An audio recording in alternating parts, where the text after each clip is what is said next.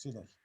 Bueno, quiero de todos modos agradecer en primer lugar al Instituto por esta jornada, evidentemente, que creo que es mejor, mucho mejor presencial, pero con el tema del coronavirus es imposible el poderlas hacer presencialmente. Agradeceros a todos los que vais a participar, evidentemente, y sobre todo a los ponentes, a los dos ponentes, íntimos amigos míos, de muchos años además, don Luis, y con muchos avatares por el mundo ferroviario, además, por el mundo ferroviario. Alguno que otro hemos tenido otro momento, pero por el mundo ferroviario. Así que agradeceros a todos vuestra colaboración, evidentemente, y agradeceros a todos que os habéis conectado, porque creo que es interesante. Nosotros ahora, efectivamente, tenemos una gran influencia en el ferrocarril de alta velocidad. Parece que somos pioneros dentro del ferrocarril y desde luego los avatares que ha dado el mundo desde aquella primera revolución ferroviaria, evidentemente, por llamarlo de alguna manera, allá por los años 1925, cuando se arrastra el primer tren con una locomotora de vapor. El invento de Watt, evidentemente, con la máquina de vapor fue un gran invento, fue una I más D francamente importante, evidentemente para los intereses que a Europa le interesaban en aquel instante, puesto que a Europa lo que le interesaba era el tema de la minería, que ahí nace precisamente el ferrocarril, y que es francamente interesante este imagen.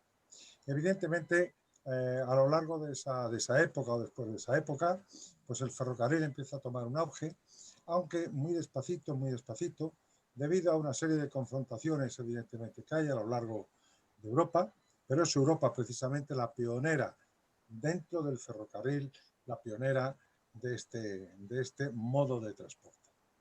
Bueno, esto va avanzando poco a poco, evidentemente, hasta que llega la otra revolución. La otra revolución es la revolución de los combustibles, del motor de explosión. Con los combustibles, evidentemente, con el tema de los neumáticos, ya estamos dentro de la Segunda Guerra Mundial prácticamente, y el ferrocarril pues empieza a tener una cierta descendencia. Es decir, toda aquella fuerza que el ferrocarril tuvo en un momento determinado, pues ya no la tiene. No la tiene de la forma que la tenía. Entonces, claro, es un desarrollo importante en el ferrocarril y se ve abocado a que o pierde, evidentemente, credibilidad en su transporte o cierra. Allá por los años 90, la Unión Europea decide efectivamente el impulsarlo con la normativa específica de la interoperabilidad, con las normativas específicas de CENELEC, con las normativas específicas que están sacando la CN y la SENOR, evidentemente traducidas al español, que abarcan a todo el mundo. Pero realmente el ferrocarril donde nace es en Japón. Japón necesitaba, dada su orografía, evidentemente, necesitaba el tener, evidentemente, un ferrocarril que pudiese subir y bajar, evidentemente, a lo largo de la isla japonesa, subir y bajar de forma que fuese prácticamente un cercanías. Entonces, Japón, en el 1939-1940, es el primer país que tiene la alta velocidad. Bueno, llamamos alta velocidad a una velocidad de 200 kilómetros por hora como máximo y a 150 kilómetros comercial. Es decir, que bueno, aquí en los años 85 se intentó y se hizo en algunas de las líneas, se intentó mejorar esa velocidad que nosotros teníamos, que era muy pequeña. Y se hicieron renovaciones, rehabilitaciones, se hicieron una serie de obras de infraestructura, de obras de electrificación, etcétera, etcétera, y determinaron que efectivamente el ferrocarril podía ir a 180 kilómetros, 160, 180 kilómetros. Estoy hablando del año 1985. Bueno, esto valió lo que valió durante esos años, evidentemente, del 1985 hacia el 1920, 1930, 2040 de ese orden. Y en ese instante se necesita la ciudadanía, evidentemente, necesita otro ferrocarril más sostenible para empezar. Es decir, ya las máquinas de vapor se acaban, pero seguimos circulando con electricidad en algunas líneas y con fuel en otras líneas, o con gasoil. Con lo cual, ese no es un ferrocarril totalmente sostenible. Con lo cual ya se implanta el tema de la sostenibilidad en los años 90. Todas las normativas europeas van saliendo hacia ese o encaminándose hacia esa meta de la sostenibilidad, ¿eh? Y realmente a un aumento de la velocidad. Esto llega hasta los 350 km por hora, como todos sabemos, allá por los años 1989, 1990, daros cuenta de que el Madrid-Sevilla se inaugura en el 1992 con un gran éxito, a pesar de todos los detractores que tuvo, porque la alta velocidad tuvo detractores. O sea, estábamos hablando de 350 kilómetros, cuando ahora estamos estudiando, o se está viendo, el famoso Hyperloop, que irá a 1000 y pico kilómetros por hora. Y digo y pico, no sé si 1200, 1500, 1800, no lo sé. Es un tema que se está estudiando en Estados Unidos, comenzó en Estados Unidos.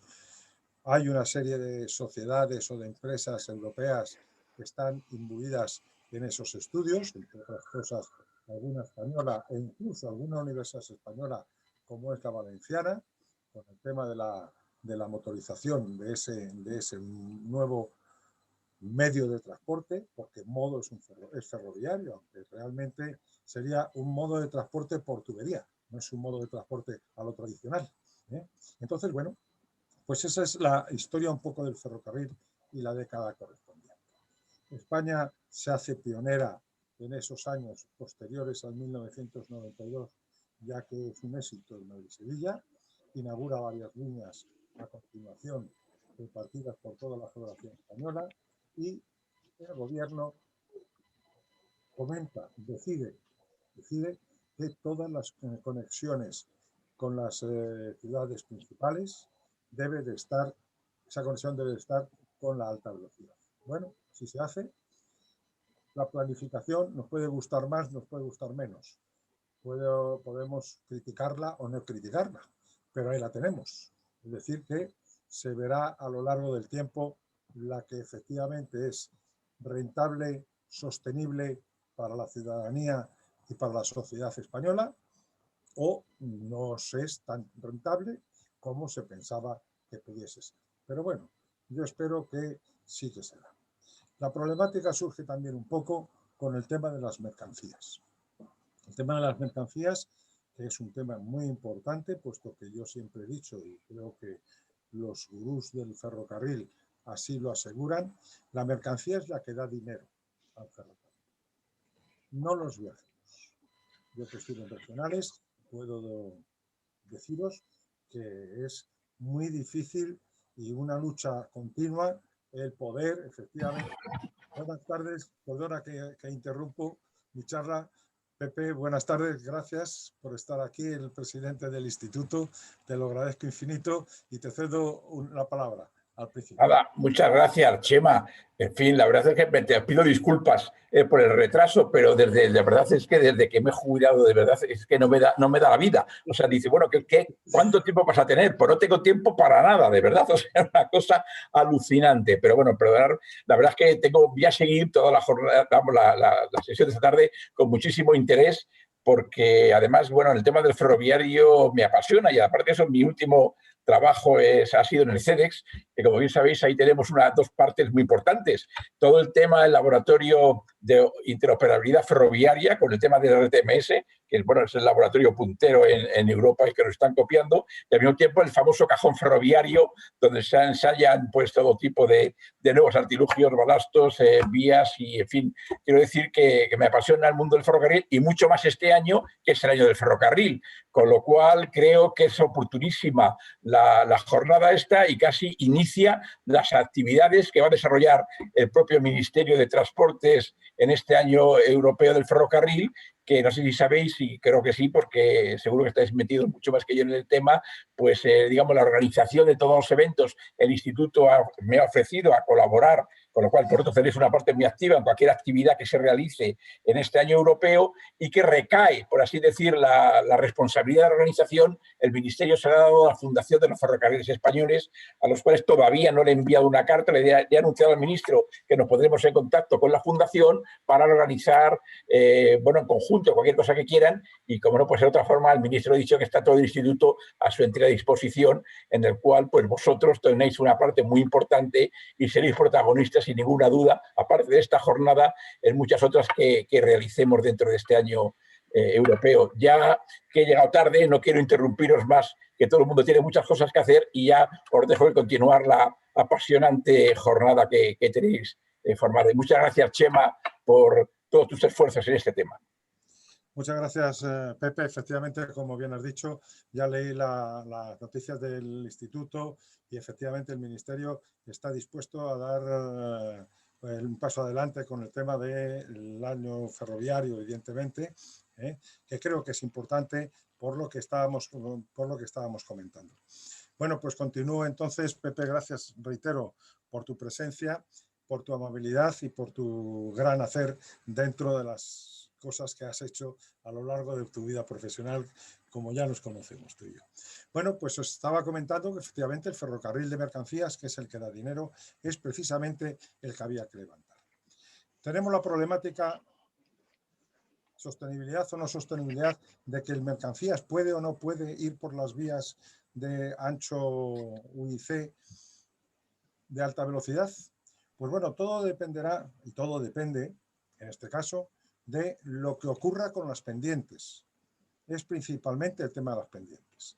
Los parámetros de la alta velocidad están perfectamente definidos, son unos parámetros amplios, en unos sitios son más amplios que en otros, se pueden modificar sin ningún problema, puesto que todo esto es un tema territorial, es un tema de expropiaciones, entre otras cosas, y es un tema que evidentemente, como los japoneses tienen viaducto túnel, pues bueno, aquí tenemos viaductos túneles en algunos sitios y además terraplenes y trincheras, evidentemente.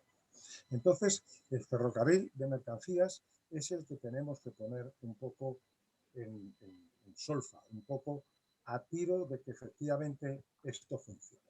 No quiero decir con esto, porque claro, los camiones, los modo de transporte vial por carretera o carretero, ha tenido mucho miedo a que dice, no, es que me quitan el camión de la carretera, lo meten en el ferrocarril y me quedo con un porrón de parados, etcétera, etcétera. Evidentemente, eso hay que estudiarlo, eso hay que ver qué es lo que pasa con eso. Yo siempre he dicho que el camión no tiene por qué desaparecer de la carretera si lo subimos al ferrocarril. Tanto el camión como, digamos, todo lo que lleva consigo el camión. Es decir, ahí tenemos desde los años 70, pasando el Canal de la Mancha, los camiones, además de los viajeros. Lo que entonces no tenemos, o no tenemos por qué tener miedo, perdón, no tenemos por qué tener miedo se vaya de la carretera, de dejar a la gente parada. O sea, se mete el camión en el tren, el camionero va en el tren, llega al otro punto.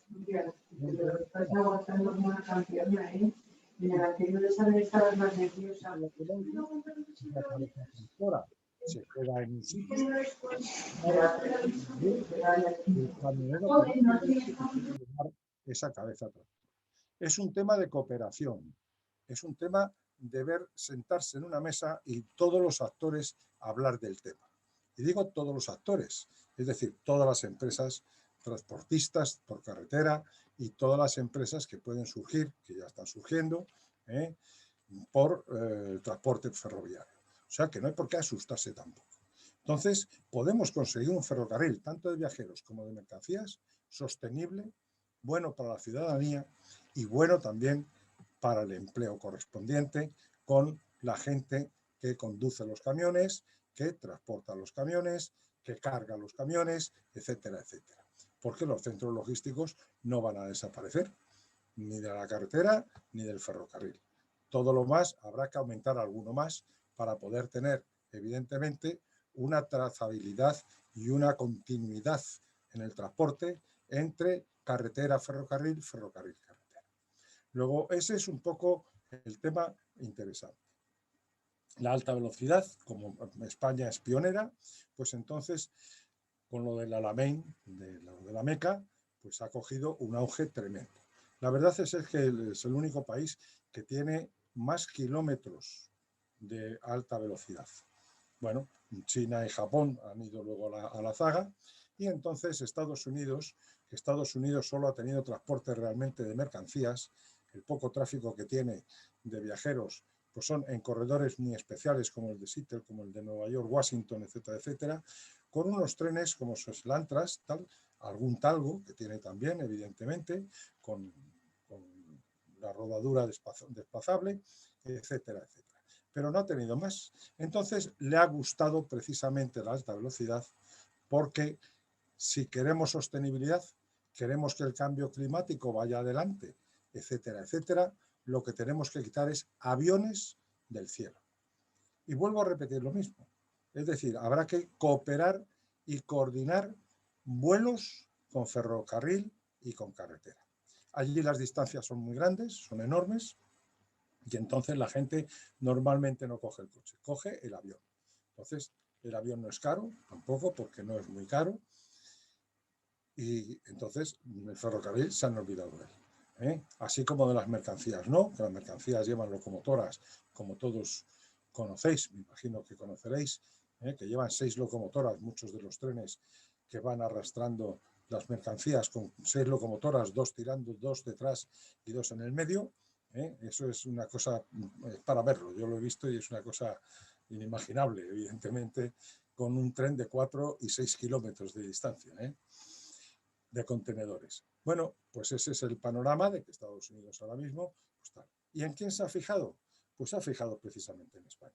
Sí es verdad que las licitaciones que se han realizado, o el intento de licitaciones que se han realizado en Estados Unidos, han participado chinos, evidentemente, han participado japoneses, ha participado el sector europeo también, pero España es el que mejor parado, entre comillas, ha salido.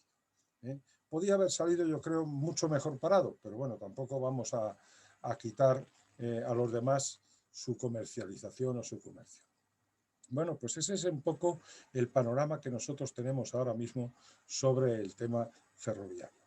Con lo cual, nosotros lo que debemos de hacer es enseñar a Estados Unidos, las empresas españolas son capaces, muy capaces, porque eso de Estados Unidos se va a ir pasando a Hispanoamérica, a toda la zona de Hispanoamérica. Ya hemos tenido alguna cosa en Brasil, se ha tenido alguna cosa también en Argentina con el Río de la Plata, pero todo eso, ese es un ejemplo para poder ir avanzando. Hispanoamérica, el ferrocarril hispanoamericano está basado en el ferrocarril americano. ¿Por qué? Porque le pasa lo mismo que a América. Es decir, tiene transporte de mercancías, tiene una gran minería, y entonces el llevar la minería hasta los puertos y viceversa, materias desde los puertos a la minería, es lo que ellos han tenido, tanto en Perú como en Chile. Chile menos, Chile tiene alguna línea de tal, pero está cerrado por los Andes, evidentemente, y Bolivia, etcétera, etcétera. Luego, entonces, tenemos que marcar un ejemplo, tenemos que dar ese ejemplo bueno que nosotros tenemos de que las empresas españolas son las que hacen las obras civiles, y me estoy refiriendo a las obras civiles en general. Tenemos que dar el ejemplo con Estados Unidos, porque ese ejemplo se va a traspasar seguro a Hispanoamérica, y puede quedarnos una serie de años de vida, por lo menos en esta época tan mala económicamente por el tema del coronavirus, etcétera, etcétera, y pueden dar ejemplo, aunque la gente es muy triste, evidentemente, que se vaya a trabajar a Hispanoamérica o a otros lugares, como pues a Rusia, eso está más cerca, pero a la zona de Hong Kong, Shanghái, etcétera, etcétera. Pero no hay más remedio, no nos toca otra cosa, no nos toca otra cosa. Nuestros hijos ya algo mayores, alguno ya está trabajando por allí, por lo menos yo ya los tengo trabajando por ahí, y mis nietos pues seguro que no van a tener más remedio que irse para allá. Y entonces crear ese ferrocarril sostenible, que es lo que queremos, y ese ferrocarril que dé la vuelta al cambio climático y que efectivamente vaya adelante. El tema del Hyperloop es un tema interesante y es, entre comillas, una cabezonada de un señor que dijo que esa velocidad se podía aumentar y que además el ferrocarril de alta velocidad era muy caro. Bueno, el ferrocarril de alta velocidad es caro o es barato dependiendo del punto de vista que cada uno tengamos. O sea, ahí entran costes, entran gastos, entra rentabilidad, entra una serie de cosas que habrá que ver si efectivamente entra el mantenimiento, evidentemente, que habrá que ver si es caro o es barato. Bueno, este señor se decidió a que era muy caro y inventa, entre comillas, el Hyperloop. Entonces, bueno, eso es bueno. O sea, lo de los inventos, el I+D+I es importantísimo. Y lo único que ocurre es que España tiene muy poquito, tanto por ciento con respecto al Producto Interior Bruto o con respecto a la industria correspondiente de otros países, tenemos muy poquito en I+D+I. Pero a mí sí me gustaría que ese I+D+I creciese y creciese a tenor, evidentemente, de no solo la administración, sino también de las empresas privadas, que son las que pueden ayudar a la administración. Se pueden ayudar mutuamente a administración y empresas privadas para poder, efectivamente, el conseguir cosas muy importantes. Y hablamos del ferrocarril, pero yo diría que en todos los modos de transporte podemos solucionar esos temas. Bueno, yo no quiero alargarme más, evidentemente, porque si no los ponentes, además, algunas de las cosas que ya he dicho les he pisado algo seguro, pero bueno, vamos a dejar a Carmen y a Luis para que nos den su lección magistral. Gracias de todos modos por vuestra escucha. Cuando queráis, Luis y Carmen. Bueno, he de decir que lo van a hacer un poco como en los toros, a la limón. O sea, que no va a ser Luis el que habla y luego... O sea, lo van a hacer un poco a su estilo. Entonces, adelante a los dos, que seguro que lo hacéis muy bien. Gracias. Muchas gracias, José María. Buenas tardes a todos. Empieza, bueno, yo doy las buenas tardes a todo el mundo y le doy paso a mi padre. Quería simplemente comprobar que todo el mundo ve la presentación, así que si alguno me confirma, pues yo me callo y dejo que mi padre empiece con el tema. Gracias. Adelante, papá. Buenas tardes. ¿Se me oye? Sí. Sí, se oye, ¿no? Sí. Buenas tardes otra vez a todos. He reconocido a algunos que han salido, los saludo a todos con mucho cariño, empezando por el presidente de la comisión, que lo conozco desde los tiempos inmemoriales que ha estado contando anteriormente. Bueno, yo quería primero decir, ante todo, voy a leer lo que lo tenía aquí apuntado. Ante todo, expresar al Instituto de la Ingeniería de España, a su director antiguo, que lo recuerdo, Carlos del Álamo, muy bien, y el presente José Trigueros, que lo saludo con mucho cariño. Y a los presidentes José María Pérez Revenga y vicepresidente Fernando Blasco Sevilla, íntimos amigos de hace tiempo, del Comité de Infraestructuras. Nuestro agradecimiento por incluir este tema en las jornadas del Instituto de Ingeniería de España, que estaba previsto y se iba a haber dado para el 15 de abril pasado y que hubo que suspender a esta situación.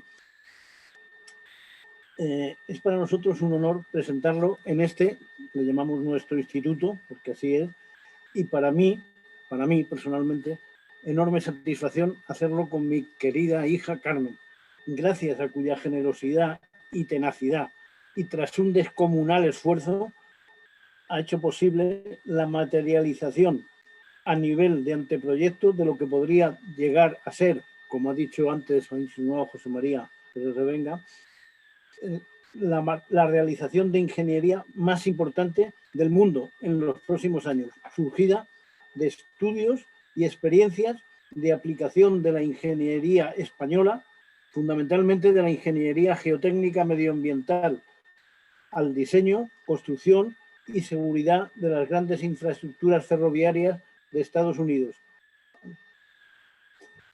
si al Instituto de Ingeniería de España le pareciera oportuno, en función de las palabras que ha dicho el director,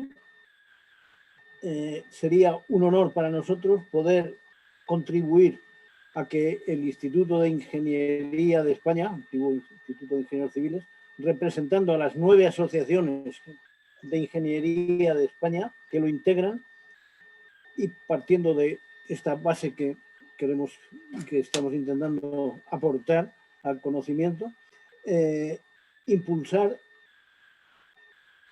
el programa de tecnología española en el exterior, concretamente en Norteamérica, Estados Unidos, Canadá y México, especialmente en la alta velocidad ferroviaria, de la que España, como también se ha comentado y es sabido y es reconocida como a una de las más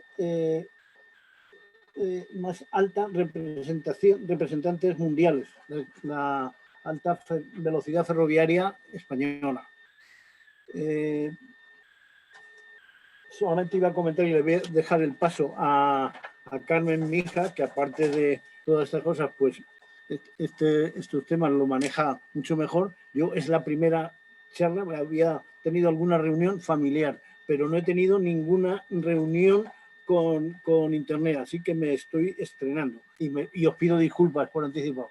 Pero bueno, sí que puedo decir por lo menos esta primera introducción. Esta presentación, ahora lo repetirá mi hija, describe la propuesta del Plan de Infraestructura Ferroviaria de Alta Velocidad de Estados Unidos, desarrollado en una serie de anteproyectos, que les comentará, registrados por los autores, mi hija y yo, en el servicio de visados del Colegio de Ingenieros de Caminos Generales y Puertos de Madrid, que definen la ejecución en un plazo de 20 años, que es el inicialmente propuesto por los planes de la Asociación de Alta Velocidad de Estados Unidos, desde el año 2009, que en un plazo de 20 años, que es lo que respetaba, construir 30.147 kilómetros de nuevas líneas de ferrocarril para 350 kilómetros hora de velocidad característica y certificada, con una valoración de 545.658 millones de dólares, lo que supone el mayor trabajo de ingeniería, como he dicho antes, y construcción del mundo en los próximos años. Estas valoraciones, que ahora comentaremos un poquito más, están hechas con la experiencia, lógicamente por edad tengo yo más, pero también la tiene mi hija ya, de haber trabajado en ferrocarriles. El primer viaje profesional que hice en mi vida fue el 3 y los siguientes días de septiembre de 1964, acompañando a Jiménez Salas y otras altas conocidos de la Escuela de Caminos de Geotecnia. Y después con un contacto grande que tuve de otra gran persona, que es don Carlos Roquero de Laburu, fallecido también hace poco, de ingenieros agrónomos. Y estoy a la disposición a lo que me digáis, si en un momento dado puedo aportar algo, pues de lo que me digáis. Me silencio y paso a mi hija. Pues muchas gracias. Bueno, pues como ya ha introducido mi padre la presentación, ahí ve todo el mundo el título que tiene, ¿no? Que es Aplicación al desarrollo de la alta velocidad en Norteamérica, y el título especial que le hemos querido dar es el diseño sostenible en el desarrollo de la red de alta velocidad en Estados Unidos, ¿no? Con su acrónimo. Para hacer un poquito o esquematizar en la cabeza de todos los oyentes, habíamos propuesto el siguiente índice o la siguiente forma de exponer cada una de las diapositivas y cada uno de los aspectos que vamos a ir comentando. Como efectivamente ya anunció José María y también ha dicho mi padre, bueno, yo iré aportando, lo vamos a hacer un poquito a la limón, porque desafortunadamente yo he compartido con él algunas ponencias y congresos y aunque la tecnología ayuda en estas ocasiones es mucho más sencillo coordinarse de forma presencial. Así que, si me lo permitís, pues de vez en cuando iré pidiendo, o él irá pidiendo la palabra y iremos comentando cosas alternativamente. Bueno, volviendo al índice para estructurar un poco la cabeza de todo el mundo, vamos a hablar, aunque ya lo ha hecho él un poquito, de la red Plan de Estados Unidos, un poco su inicio, que es lo que ha comentado, la evolución y la propuesta de 2020, que digamos de alguna manera hemos llegado a proyectar con mucho esfuerzo y mucho cariño y mucho entusiasmo. Vamos a describir también en un segundo apartado los anteproyectos que también él ha citado, cómo los concebimos, cómo los estructuramos y cómo se han recogido también en diversas publicaciones para cualquiera de vosotros que quiera o de ustedes que quiera consultar cualquiera de las cosas que comentemos, pues se pueden hacer. Están publicadas la mayor parte, ¿no? No las últimas porque no ha dado tiempo. Luego, en un punto tercero, vamos a hablar de consideraciones técnicas de desarrollo sostenible. En concreto, vamos a hablar de la geotecnia ambiental, ¿no? Como características importantes en todo el planteamiento de toda esta red. Vamos a hablar también de seguridad y confort, que también son unos parámetros técnicos interesantes. En un cuarto punto vamos a volver a hablar de la red propuesta, ¿no?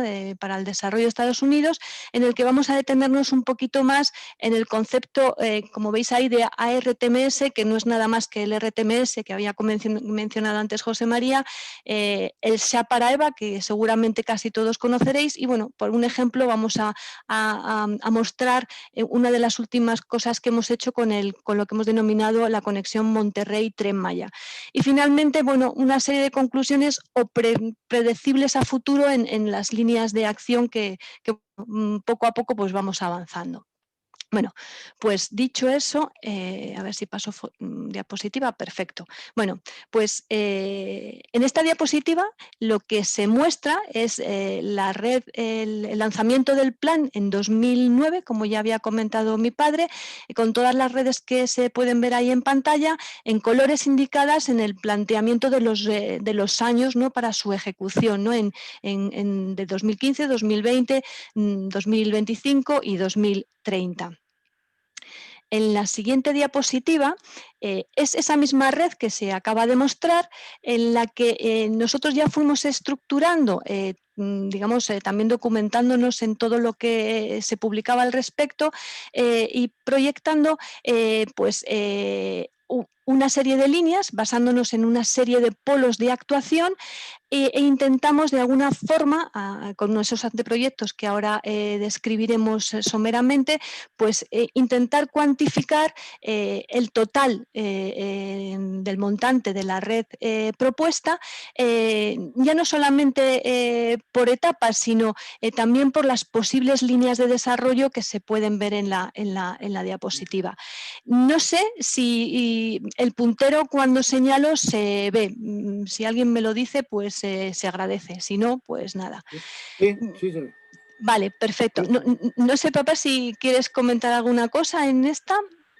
No, bueno, sí, quiero decir, ya lo has dicho, pero que la información de la que partimos, la única publicada era la diapositiva anterior, que su autoría se ve en el plano este, es de la US High Speed Rail Association. El presidente entonces era el señor Andy Cont, que se concibió en ese año 2009 y se publicó como en otros sitios, pero yo lo vi en el Engineering News Record del año 2009, no me acuerdo el mes ahora mismo. Entonces, en eso solamente daba ese plano y a partir de ese plano elaboramos nosotros de planos de otra información, las longitudes que podía ser cada trayecto y basado en nuestra experiencia profesional de los costes reales en España de las líneas de alta velocidad, hicimos esta valoración inicial para saber de qué se trataba. Como veis ahí, y ahora devuelvo a Carmen para que siga, el total del plan son 600.000 millones de dólares, que está parecido a, como ya veremos y como hemos comentado yo antes, un poquito pues de ese orden. en las 4 etapas que eran para hacer los 20 años, 4 etapas quinquenales, pues veis que son bastante parecidas, 140, 160, 155, 145.000 millones. Y cada uno de los nudos de los polos de actuación que definimos, también definidos por voluntad propia, pues son desde el 1 al 10, que es desde San Francisco, porque todo empezó un poco, como todas las cosas en Estados Unidos, desde siempre, han partido del oeste hacia el este de California, pues San Francisco, después Seattle, también en la frontera prácticamente con Canadá, Dallas, en Texas, Chicago, en la región de los Grandes Lagos, Atlanta, en Georgia, en la parte pues, más sudeste, Miami, Nueva York, New York, Denver, que es un punto fundamental en el centro de las rocosas, la ciudad de One Mile High, que es porque tienen una altitud de 1.600 metros exactamente. En Denver, hemos dicho, Pittsburgh, en Pensilvania, Boston, en el extremo noroeste, y nada, esos son los 10 puntos. Y ahí tenéis los totales. Devuelvo la palabra a Carmen, y perdón si me alargan eso, pero creo que es interesante saber de qué se parte, ¿no? Claro que sí, y además es bueno que me interrumpas, ¿no?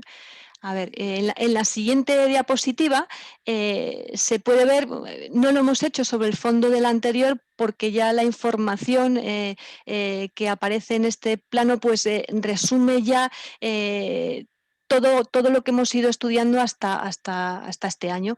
Entonces, en el plano que se ve ahí, pues tenéis la misma red ya modificada a los trazados que sí que hemos ido diseñando a nivel de anteproyecto, con diferentes colores que ahora comentaremos, con los mismos polos que se pueden ver aquí, y como conclusión, aunque ahora se describirán un poquito más en detalle, pues el resultado final, y por compararlo con los montantes que antes se comentaban, pues hemos diseñado tenemos una red de plan propuesta total con una serie de redes, una que hemos denominado básica, otra primaria y otra complementaria. Se pueden ver aquí las longitudes de cada una de ellas y su presupuesto de ejecución material y su construcción, o sea, y su proyecto de construction budget, ¿no? Yo creo que, papá, aquí sí que puedes aportar alguna cosilla más interesante, sobre todo de las últimas cosas. Bien. Lo único que te iba a decir, no sé si se puede correr o si ven la gente o no, vamos, las personas, perdón, el público, los presupuestos que están en una segunda, veo aquí, las longitudes, no, pero digo aquí los presupuestos. Vale, aquí.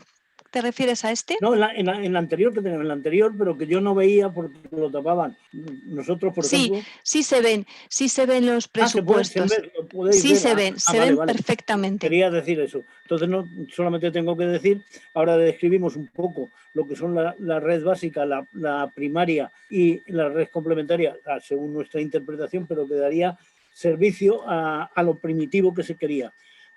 Al final terminaremos diciendo unas posibilidades de política de actuación de los últimos, concretamente de finales de noviembre, una vez hechas las elecciones americanas, se ha modificado un poco la táctica ante la red de alta velocidad de Estados Unidos, que pretende el nuevo gobierno de Biden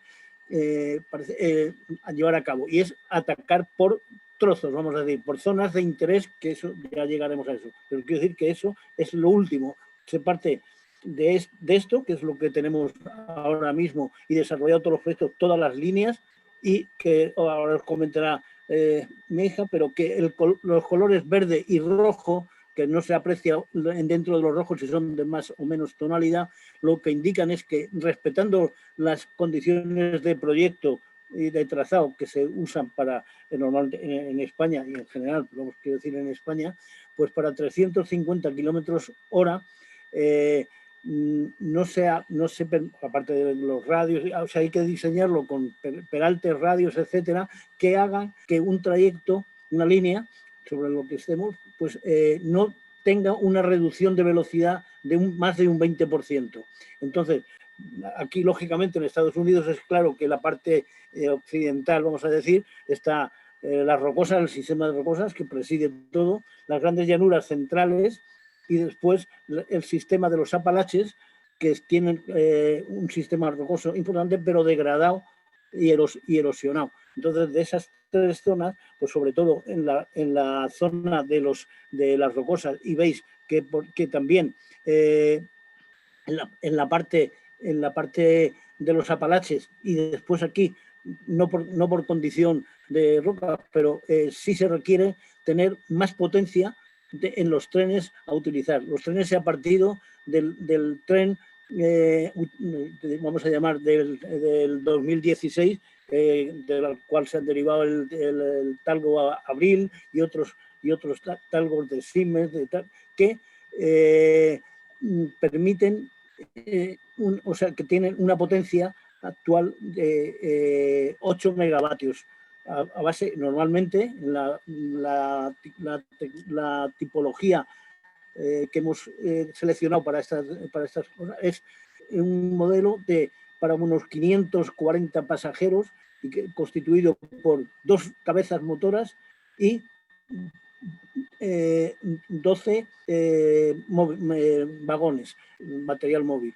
2 vagones, vamos a decir, especiales y 10 normales. Ese conjunto, con sus características actuales de peso y tal, y considerando unas posibles mejoras, se pueden aplicar para el desarrollo total de la línea. Entonces, las líneas de color verde no necesitan, o sea, se pueden poner en marcha con las locomotoras, con las potencias actuales. Y las en rojo necesitan aumentos a 8.500, a 9.000 o a 9.500 kilovatios. Quiere decir que las cabezas tractoras, en vez de las actuales dominadas, diseñadas y en uso, de 4.000 kilovatios, pues pasarían a 4.250, 4.500 y a 4.750. Después de este rollo, que soy yo, pero creo que es importante, pues cedo la palabra otra vez, Carmen. Perdón, ¿eh? Nada, tranquilo, tranquilo. Seguimos. Bueno, como os anunciábamos, todos estos anteproyectos están visados. Aquí hay una lista de todos ellos. En el mapa que veis aquí, que luego lo presentaremos otra vez, es la misma red que habéis visto sobre un mapa en relieve, que ha sido muy interesante transportar las líneas ahí, ¿no? Para darse un poco cuenta de lo que también comentaba ahora, incluso del transporte, ¿no? De las propias locomotoras y de la potencia que se necesita, ¿no? Para las grandes pendientes que hay por allí y la gran cantidad de obras de infraestructura. En este cuadro no es nada más que un resumen de características técnicas y económicas de cada una de las redes, ¿no? De las conexiones que hemos ido diseñando. Este cuadro lo tenemos desglosado, lo voy a poner un momento, pero ahora vuelvo hacia atrás, también por cada una de las líneas de cada uno de los anteproyectos. Aunque aquí figuran 50, ¿no? Tenemos desarrolladas en la actualidad 69 líneas, creo que son. Te interrumpo, sí. Perdón. Vuelvo atrás. Efectivamente, no, ahí mismo ahora vale. Estás bien. Son 69 las líneas, todas, y esto aquí, me parece, no lo veo aquí muy bien, pero me parece que está por estados.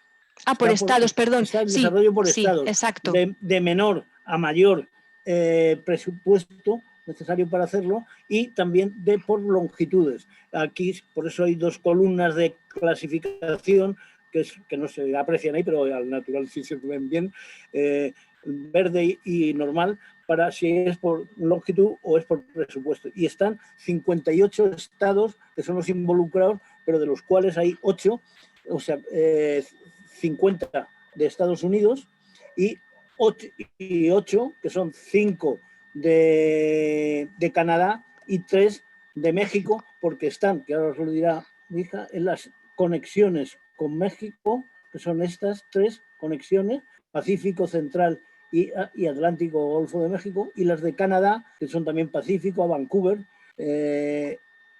a Toronto, desde Detroit y Chicago, y a Montreal desde Boston. Sigo, te devuelvo la palabra. Nada, y pido, no, perdón. al revés, eso que lo cuentas casi mejor tú. A ver, me he adelantado demasiado. A ver, hacia atrás, sí, hacia atrás, vale, hacia atrás. Quería volver a esta pantalla, vamos, concretamente, para destacar bueno, lo que se acaba de decir, ¿no? Y para que se vieran también los datos de forma general de lo que hemos denominado las ramificaciones, la red básica, las conexiones que acaba de comentar con Canadá, México, con los totales tanto en longitud como en presupuesto de construcción, como en velocidad de recorrido, también destacando las obras singulares de cada uno de ellos, con un número de túneles en este caso, o número de viaductos, normalmente puentes colgantes, por así decirlo. El coste unitario de millones de dólares por kilómetro, y también añadido en última columna pues lo que se ha comentado hace un momento del material móvil. Aquí abajo, aunque no se puede apreciar... Bueno, no, sí, papá, cuenta, sí. No, que digo que del material móvil, muy bien dicho, está aquí, y también de la instalación que se propone, de comunicación. La ARTS, eso es, de señalización y comunicaciones. Están ahí esas columnas también, ¿eh? Y digo, en los túneles hay más túneles que eso. Aquí están los long tunnel y los grand viaductos. Exacto. Los grandes viaductos están a partir de 100 metros. Ya sigue, vamos, matizando eso. Aquí están lo que hemos llamado antes, o sea, esto primero que es, ahora tú lo dices, pero que sepa, esa unidad en Los Ángeles, Boston, la red, más las inyecciones que hay, estas 4 inyecciones forman la red primaria, la red primaria, y después la red básica es la suma de la columna vertebral central y de estas ramificaciones, de estas extensiones. Después están aquí las conexiones con Canadá y con México, y entonces están los 3 términos que hemos dicho: la red primaria, la red básica, la red primaria y la red secundaria. Perdón. Vale. Bueno, y perdón, y aquí tienes, también debes comentar que aquí están el número de líneas que hay de cada una de estas características, y suman un total de 69, de las cuales en rojo están las que tienen potencias mayores a 8 megavatios. Te devuelvo la palabra, que no te debo quitar. No, al revés, yo lo agradezco. Bueno, pues finalizando esta primera introducción, opuesta descripción del plan, ¿no? De la red plan, de cómo se originó y cómo llegamos a lo que estamos mostrando. Bueno, pues queríamos describir un poco cómo nosotros concebimos los anteproyectos y cómo los hemos ejecutado, ¿no? Para dotar, o sea, ¿cómo hicimos estos anteproyectos? Bueno, realmente lo que tratamos de hacer era la mayor aproximación, que además fuera razonable, ¿no? y fiable, para la futura construcción de un gran ferrocarril, pues de los condicionantes, pues como es una alta velocidad, ¿no? Para hacerlo, pues nos fijamos o nos concentramos en 4 aspectos, que son los que se ven ahí, ¿no? Construcción, el coste, el plazo y la viabilidad técnica. ¿Y cómo los hicimos? Pues partiendo de todas aquellas tipologías, métodos constructivos similares, tanto en características como en requerimientos geotécnicos ambientales, como veremos ahora a continuación, que habíamos experimentado en nuestra vida profesional. Evidentemente, claro, aunque ya peino canas, mi vida profesional pues no es tan larga como la de mi padre y de muchos de los que estáis ahí, que también he visto y que han sido grandes maestros míos, ¿no? Bueno, pues en esta diapositiva tratábamos de decir un poquito cómo se concibieron, ¿no? Cómo se han estructurado, porque claro, si comparamos un poco lo que es España frente a Estados Unidos, pues la inmensidad en superficie pues sobrepasa todo mucho, ¿no? Y había que acotar un poco todo, ¿no? Los parámetros de diseño y cómo se iba a afrontar. Los organizamos, o sea, al final se construyeron, por así decirlo, con 3 documentos, en uno donde expresábamos la memoria y los anexos principales, que son técnicos y justificativos, donde pusimos especial atención en lo que son estaciones y PAETs, bastante atención al movimiento de tierras, evidentemente, a las estructuras y túneles, y siempre en cada uno de ellos hicimos una valoración general de la línea. ¿Cómo soportamos eso? ¿Te interrumpo? Sí, claro, lo que quieras. No, solamente es que te digo 2 cosas. Una anterior es que... Deberías de hablar tú, ¿eh? Deberías de hablarlo tú mejor. No, te lo estás haciendo muy bien, y yo, si no te molesta, pues introduzco algún detalle de alguna cosa que me parece que es interesante. Se ve mal detrás de ti, pero detrás de ti está el mapa en relieve que hemos tenido que traer, porque no lo hay aquí, no lo hemos encontrado de ninguna forma, hemos tenido que importar de Estados Unidos, y que en el momento que se iba a hacer esto lo teníamos para hacer una maqueta tipo a las que hemos hecho en otros trabajos similares, por ejemplo en el paso del Guadarrama, la Sierra del Guadarrama, por ejemplo en Andorra, y en otras cosas. Una maqueta que esas anteriores las tenemos donada a la Escuela de Ingenieros de Caminos, están ahí. Entonces esa maqueta se puede hacer, eso es, de Madrid, perdón. Se vería, y entonces el plano que tiene, que lo tapas tú, te lo tienes detrás, y que no es el objeto, pero que es el que ha servido de, vamos, en fotografías que están por ahí, es lo que se ve, y ahí se ve perfectamente, pero sí se ven bien los relieves de por dónde van las líneas, todos los toda la ¿cómo se llama esto? La Sierra de las Cascadas en el oeste, en las cercanías de Portland, de Seattle, y todo eso, que eso después nos referiremos. Y después lo que sí les vas a decir, que creo que lo que es interesante es que todos los anteproyectos tienen estos capítulos.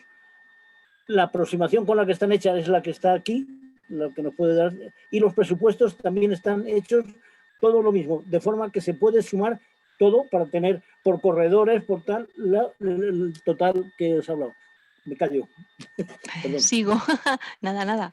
Bueno, pues como la tabla que habéis visto anteriormente está aquí desarrollada o expuesta de forma más grande, y extrapolado aquí a la derecha, pues cada uno de los capítulos, bueno, que como acaba de decir él, hemos ido valorando, ¿no? Tenéis longitud, porcentajes digamos, en túnel, viaducto, en movimiento de tierras, en trinchera, estaciones, metros, o sea, ya descomposiciones, y al final pues tenemos los presupuestos de construcción general, etcétera, e incluso los estados afectados y el presupuesto que cada uno de los estados pues le corresponde en cada una de las líneas.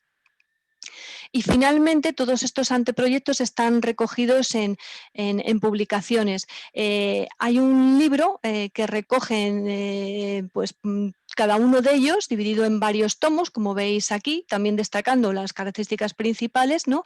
Las longitudes de cada una de las líneas, de cada uno de los anteproyectos, su velocidad, la reducción en lo que él ha comentado, os ha comentado con anterioridad, no pasando del 20% de la reducción de velocidad, y destacando, por tanto, el material móvil, pues la potencia, ¿no? En 8000 hemos comentado si no se producía esa reducción, o dependiendo de la reducción, pues subiendo la potencia del material móvil. Bien, y un resumen de cada uno de ellos.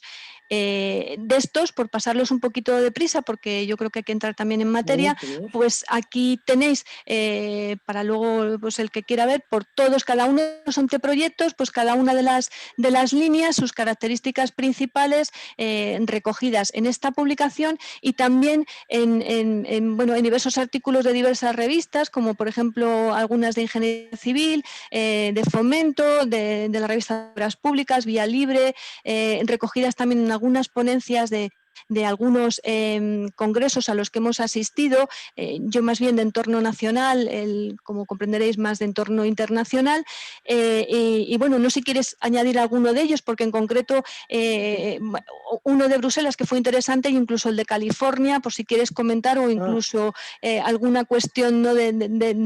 también de todas las cosas que también hemos ido haciendo un poco por la seguridad en los túneles, que también digamos se incluyen en estas publicaciones. Y si no, pues sigo y paso a lo siguiente, como quieras. Voy a hacerte una invitación. Son interesantes los congresos, sobre todo en Lyon. Papá, no te oímos bien, no te oímos bien. No te oímos bien. Tiene reverberación, no te oímos bien. A ver, ahora. Ahora sí. Ahora sí. Pues que digo que en Lyon y en Praga, que se presentó un libro de seguridad en trenes de alta velocidad. Y ahí se recogen una serie de artículos publicados y una serie de cosas, y se hace referencia a unos cálculos aerodinámicos hechos y estudios de simulación de accidentes, de incendios en Lyon, en el CETU, que es el Centro de Estudios de Túneles, y en el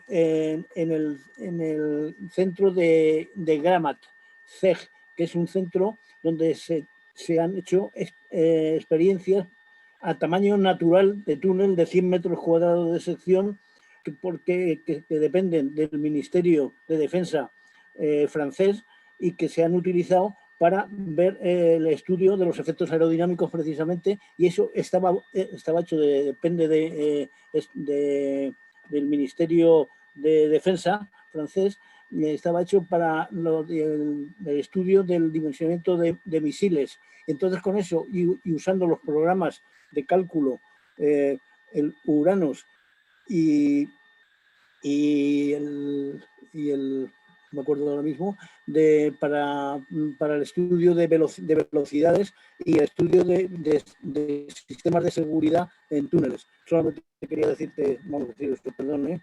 Nada, perfecto. Perdón. El otro se llama Transit. Los programas son el Transit y el Uranos, desarrollados con ingenieros, con jefes, con ingenieros franceses, jefes de los respectivos departamentos.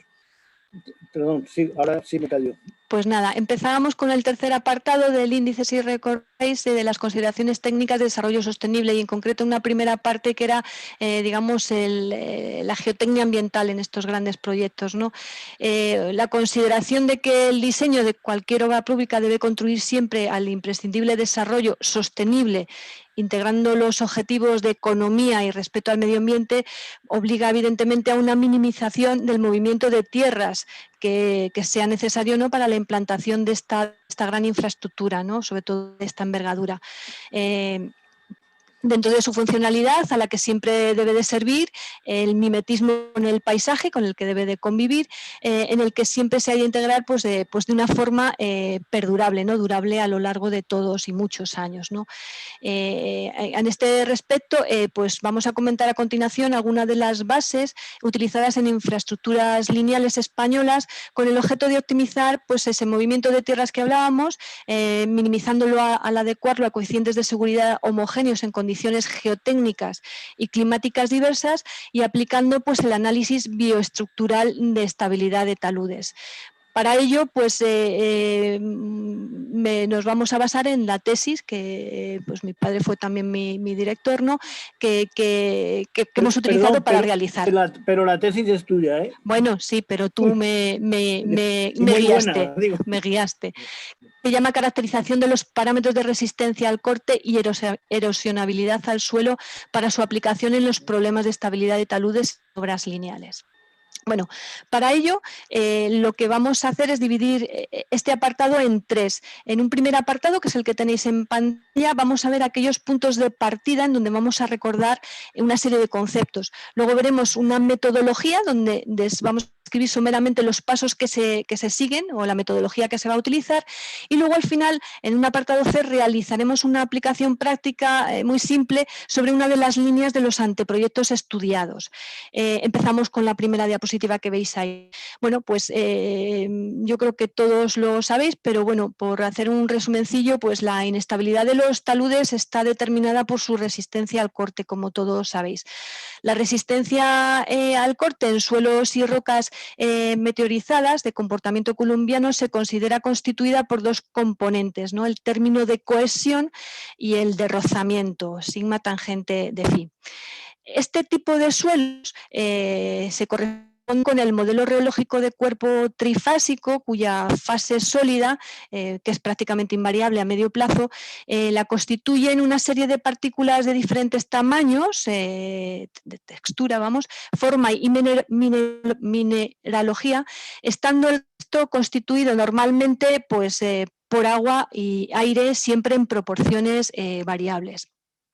El término de cohesión depende, llamémoslo así, de las propiedades de estado, que son variables con el tiempo y contenido de humedad, dependiente a su vez, pues lógicamente, de la climatología, del emplazamiento del suelo que estemos estudiando, de su permeabilidad, porosidad y capacidad de retención, función siempre de la textura.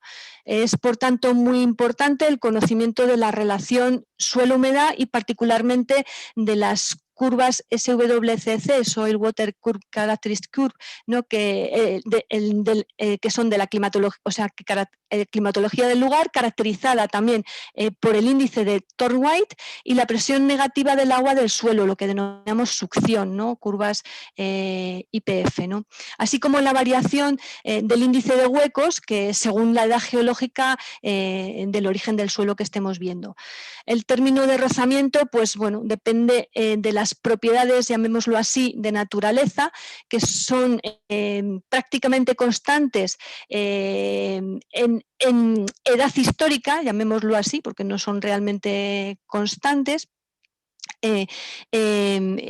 Prácticamente constantes, como digo, en cuanto al coeficiente de rozamiento, la tangente de phi, entre partículas a una determinada profundidad en suelos de origen geológico comparable, basado siempre en el diámetro eficaz de las partículas, el D sub 10, el peso específico seco de las mismas, I sub D, y el índice de rugosidad. No sé si, papá, ¿quieres añadir algo más a esta cosa o sigo con la siguiente? Perfecto. Sigue. Pues sigo. Bueno, muy deprisa he pasado. Metodología. La metodología para estimación de los términos de resistencia al corte que acabamos de escribir de un suelo en una determinada situación y emplazamiento, pues es la siguiente. En primer lugar, bueno, lo que se ve a la derecha es el mapa de suelos de España, y aunque se ve ahí pequeñito, pues bueno, tiene 42 perfiles de suelo, es lo que se define en este mapa de suelos de España. Pues lo que se hace en primer lugar, se determina la textura del suelo, que son las fracciones de arcilla, de limos, de arena, etcétera, y se clasifica según la clasificación USDA. Se caracteriza en un segundo momento, se caracteriza hídricamente la zona de emplazamiento del talud, determinando el índice de aridez humedad, el índice de Thorndike. A partir, papá, apaga el micro, que si no me despistas. ¿Tengo apagado, creo? No, no está apagado, no está apagado. Auxilio. No está apagado. No está apagado, pues permanece en silencio y yo sigo, ¿vale? Bueno, como decía, en un segundo paso se caracteriza hídricamente la zona, como hablábamos, determinando el índice de aridez, humedad de Thorndike. A partir de ese índice y usando las curvas y índice de Thorndike PF correspondientes a las 8 texturas de la clasificación USDA, que ahora veremos en la siguiente diapositiva, se estima, expresándolo en PF, el valor de la succión de equilibrio. Y finalmente se determinan los grados de saturación correspondientes a la succión de equilibrio y a las succiones mínima y máxima, ahora lo veremos en el ejemplo, a efectos de cálculos de estabilidad, obtenidos siempre a partir de esas curvas que mencionábamos antes, SWCC, de cada uno de los 42 perfiles, tipos de suelos ensayados para la caracterización de los suelos del mapa de España, que era lo que yo hice en la tesis. Utilizando pues, de estas curvas los tramos sensiblemente rectos, pueden pues eso, asimilarse a una relación lineal y para los que se puede establecer también una relación logarítmica entre las resistencias a compresión simple de muestras con diferente grado de saturación, y así podemos acotar en cada uno de los perfiles, ahora veremos el concreto de la línea ejemplo, los valores de cálculo con su posible variabilidad, ¿no? Porque el campo de la variabilidad de la succión en función de las condiciones climáticas pues tendrá unos valores límites hacia un lado o hacia el otro. Seguimos. Bueno, antes de pasar el culmen de la tesis o para lo que puede ser aplicable la tesis es todo el resultado de esa tabla que veis ahí, pues refleja todas las características que aquí se detallan, digamos, de una forma más específica para que se pudieran ver de cada uno de esos perfiles, ¿no? A partir de la granulometría de cada uno de ellos. Bien, bueno, pues como decíamos, en este último punto de este aspecto de geotecnia ambiental, pues hemos particularizado para que se pueda entender, pues para el desarrollo de una de las líneas, en este caso la línea de Oregon Line. De los 42 perfiles que yo os comentaba con anterioridad, pues por homogeneidad en latitud, climatología, etcétera, los que describen mejor esta línea y con los cuales hemos utilizado, pues son los perfiles 26 y 27, que están en el entorno, pues aquí donde veis de la península ibérica, más o menos por el norte, Navarra y uno un poquito más hacia abajo, se identifican con estas dos zonas en el estado de Oregón, con estas unidades geológicas, ¿no? En este lado tenemos el mapa de suelos de España y aquí el mapa geológico de Estados Unidos. Bien, pues una vez hecho eso, muy deprisa de tal, bueno, y utilizando el mapa de isolíneas, el que veis aquí en pantalla es la parte de California, ¿no? Que fue una de las primeras líneas que hicimos, que se han comentado antes, ¿no? Por la bahía de San Francisco, ¿no? Y el trayecto hasta Los Ángeles, pues reproducimos las isolíneas en el mapa de California, ¿no? El diagrama de texturas, ¿no? Que os comentaba antes, de clasificación de la USLA, pues también clasificamos y pintamos cada uno de los perfiles según las diferentes texturas de cada uno de ellos, ¿no?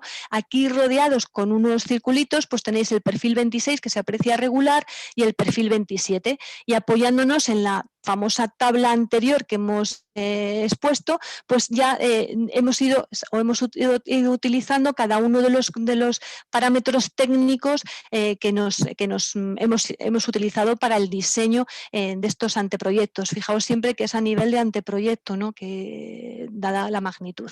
Bueno, aquí queríamos reflejar, bueno, pues el mapa de meteorización, ¿no? De la península ibérica, que también fue base en la tesis, transportada al mapa de meteorización de Estados Unidos con cada uno de sus índices de Wiener, ¿no?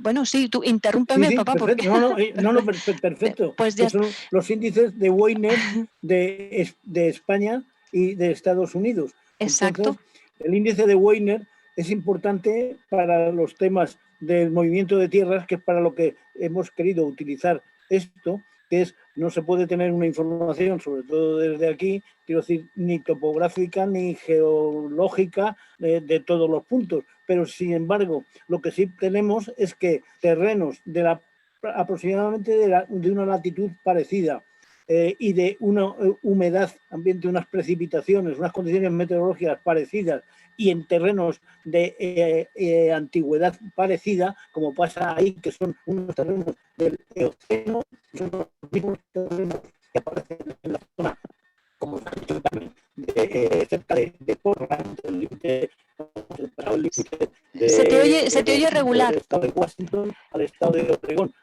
¿Dónde pasa? Sí, es que se me oye muy mal, ¿no? Ahora se te oye regular. Se te oye regular, a ver. Bueno, pues solamente quería decir,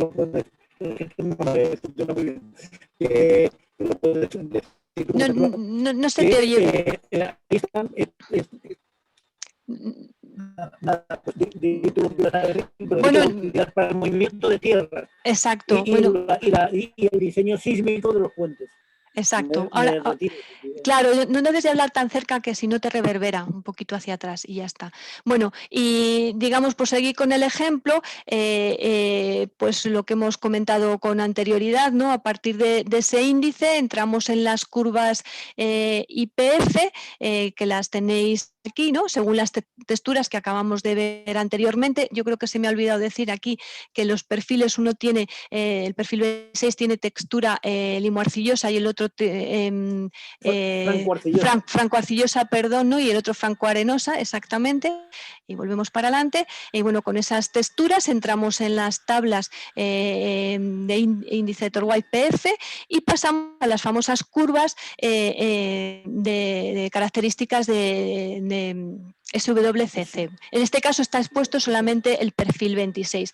Aquí es donde yo comentaba con anterioridad, ¿no? La curva tiene un tramo básicamente recto, por así decirlo, que es entre los dos valores rectos, pues es donde acotamos ese valor de diseño, ¿no? No sé si quieres, papá, No, sí, hacer... de grado de saturación. Exacto. Que aparece que se puede aproximar, como tú has dicho, por una línea recta, y quiere decir que entonces puede someterse a una ecuación, y en la tabla grande, en la tabla de todo, hay los 42 perfiles que te pueden dar en función del grado de saturación que entras, lo sacas de estas curvas, de los 42 perfiles de curvas Soil Characteristic Curves, pues puedes entrar y entonces te dan el valor que quieras. Puede variar dentro del mismo sitio, pues por ejemplo en California pues puede haber puntos que están con un índice de Torway, que es el índice de aridez o de humedad, o sea, humedad aquí y aridez aquí, pero que puede una misma textura, un suelo, comportarse aquí y dar una succión que es la que va a determinar la resistencia al corte de los suelos y por tanto la estabilidad del talud. Puede dar aquí o puede dar aquí. Es una variación de 2 y pico a 3 a lo mejor en el PF, que es el logaritmo, como sabéis, de la succión en centímetros de agua.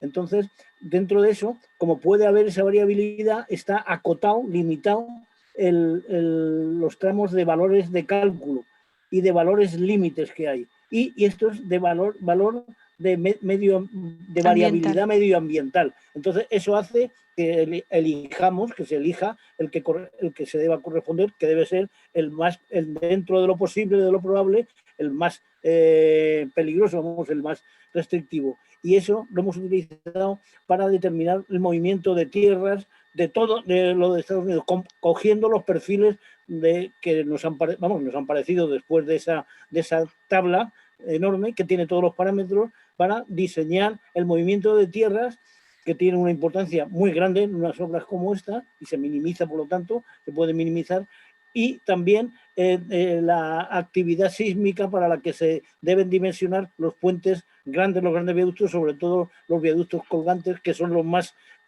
indicados para las zonas sísmicas.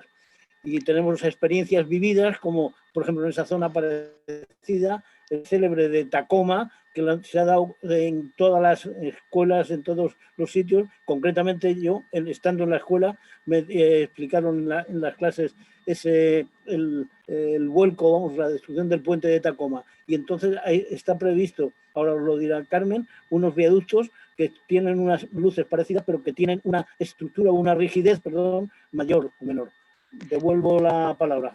Bueno, nada, y como resumen, por así decirlo, pues en este, como resultado de esa particularización o aplicación de geotecnia ambiental, en esta tabla para el perfil 26, pues tenéis todas las variables que nosotros hemos sacado y en concreto, bueno, pues las variaciones de tanto C como de Phi para cada una de las situaciones, ¿no?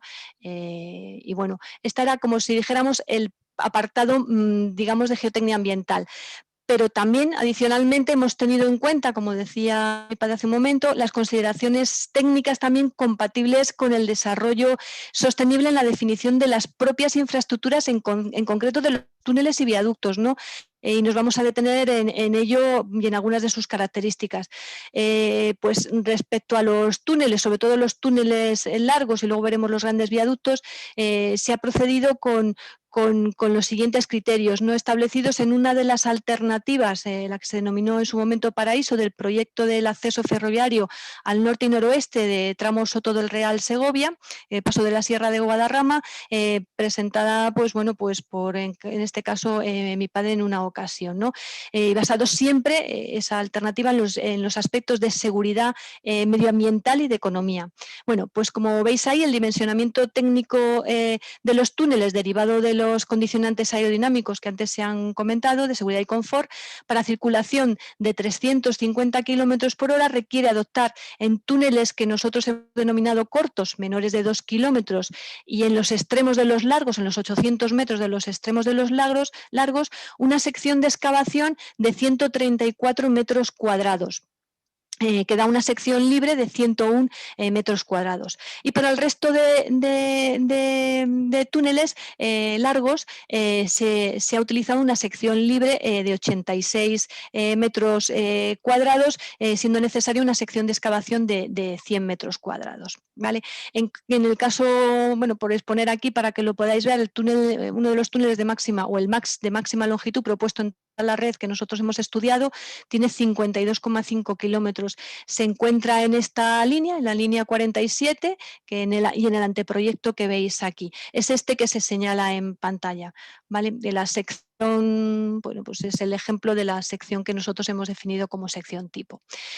Bueno, aquí tenéis también un esquema de la seguridad en túneles, ¿no? Donde se expresa, bueno, en este caso en otro de los trayectos que hemos estudiado, y en el gráfico de la derecha, porque creo que vamos un poquito mal de tiempo, queríamos representar, ¿no?, la utilización geotérmica de las aguas de drenaje pues, para construir el túnel. No sé si quieres aportar algo más aquí, papá, o seguimos. Vamos, son dos ejemplos que nosotros los tenemos estudiados en cada una de las líneas en los túneles donde bueno, pues, pensamos que pues, es una aplicación, ¿no?, de desarrollo también sostenible, ¿no? Bueno, sigo entonces. Bueno, entrando en los viaductos. Como veis ahí, podemos decir que pues también es un requerimiento, ¿no?, ecológico, ¿no?, llevar al diseño de siempre estructuras también de grandes luces, sobre todo en infraestructuras tan grandes y en un territorio tan extenso, tan amplio como son los Estados Unidos, ¿no? Para eso lo que nosotros hemos proyectado han sido pues eso, viaductos de grandes luces, donde hemos partido de una luz mínima 100 metros y según la exigencia de ubicación de las mismas, pues luces de 200, 400 y 800 metros, que son nada más que las potencias de 1, 2 y 3 del factor 2, ¿no?, resueltas con viaductos tipo respectivamente de tramo recto, como veis aquí, de tramo en arco, que puede ser de tablero superior, medio o inferior, o ya los puentes colgantes, ¿no?, con 400 metros en vanos laterales y 800 metros en vanos centrales. Y aquí pues tenéis unos pequeños ejemplos de esos planos que hemos desarrollado y hemos introducido en cada uno de los anteproyectos. Y bueno, en esta diapositiva simplemente queríamos mostrar o tomar atención de algunos ejemplos de longitudes ¿no?, de los grandes viaductos. Pues podemos destacar el San Francisco, en el que está recogido en la línea CITES, bueno, por decir longitudes se ven mejor aquí, ¿no? En el anteproyecto que denominamos Far West, de 16 kilómetros, de 11 kilómetros en esta otra línea, 27,2, 20,8, 11,2, 8 kilómetros y 8. Como veis son viaductos pues muy grandes, ¿no? Evidentemente el más grande lo hemos proyectado de momento en la CITES Line.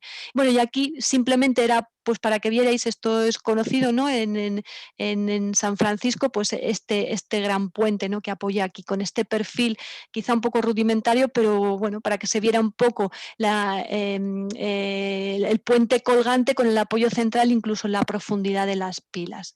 Bueno, dicho esto, pasaríamos al cuarto punto, que no era simplemente nada más que hacer un resumen. Dime. Carmen, no, Sí. perdón, ¿puedes volver al anterior? Solamente sí. Para la anterior. Eso. Sí, que esta. Sí, no, esta.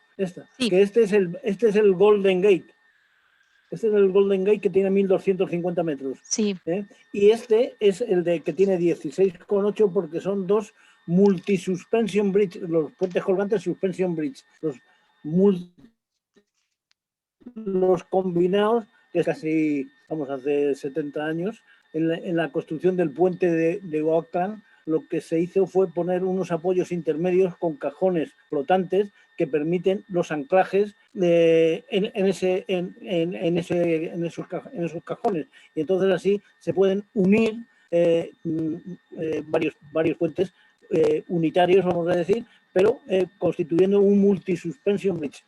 Entonces esto es Angel Island y esto es San Francisco. En San Francisco se pasa aquí en túnel por efectos medioambientales estéticos y se continúa. Hay dos grandes viaductos, este viaducto y este otro viaducto. Esto es de San Francisco al Angel Island y de aquí de Angel Island a Richmond. Puedes seguir, perdón. Vale, perfecto.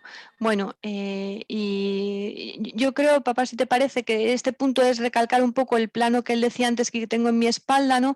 Donde, digamos, están reflejadas cada una de las líneas. Lo que pasa es que se iba a turullar esto mucho para poderlas ver, ¿no? Pero el que tenga curiosidad, pues nada, encantados de hacerlo.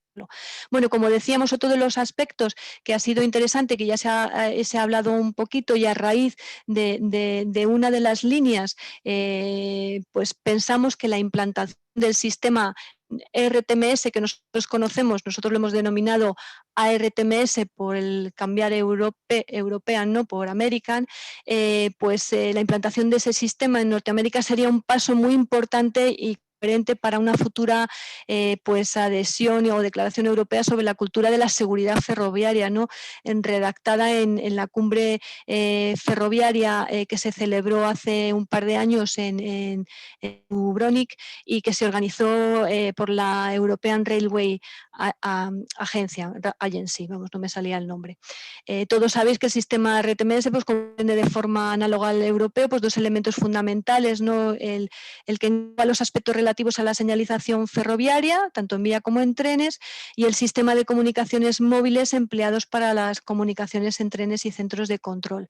Entonces, en este esquema de aquí, lo que proyectamos pues fueron, pues como se puede ver ahí, pues los diferentes centros, siendo algunos de ellos importantes, y las diferentes subredes de dos zonas, definimos dos zonas de actuación.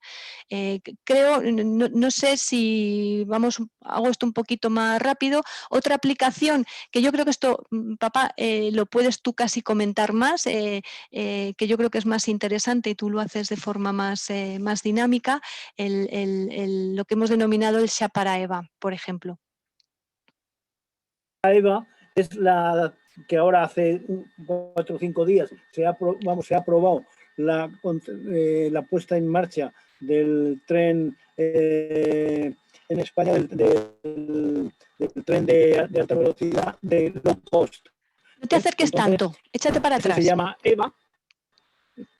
Se llama EVA porque son las siglas al revés de AVE, ¿no? Por eso, entonces, de una forma análoga o parecida, hemos querido estudiar el SHA en contraposición de la AHS, de la alta velocidad, speed, o sea, de high speed, ¿no?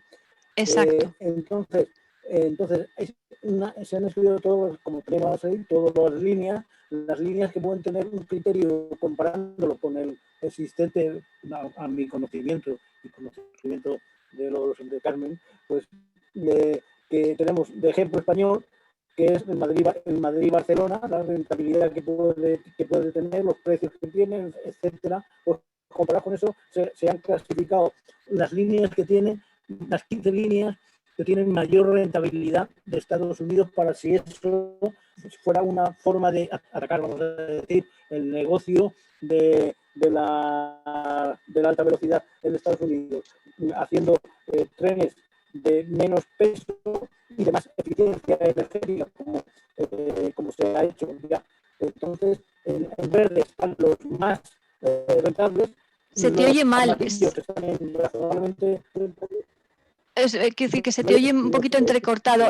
Termino, o sea, en verde, como decía él, están los itinerarios que son más rentables, en amarillo los que tienen una rentabilidad ya media y los itinerarios que están destacados en este color medio morado, pues son los que tienen una rentabilidad potencial, ¿no? Y bueno, aquí están definidos. Sí, están definidos en cada uno de los itinerarios que hemos visto anteriormente, pues con cada una de las líneas y recorridos, kilómetros de cada uno de ellos. También identificados con los colores que hemos comentado con anterioridad, ¿no? Los verdes los más rentables, los otros los que tienen medio rentabilidad y los rojos los que tienen una rentabilidad potencial.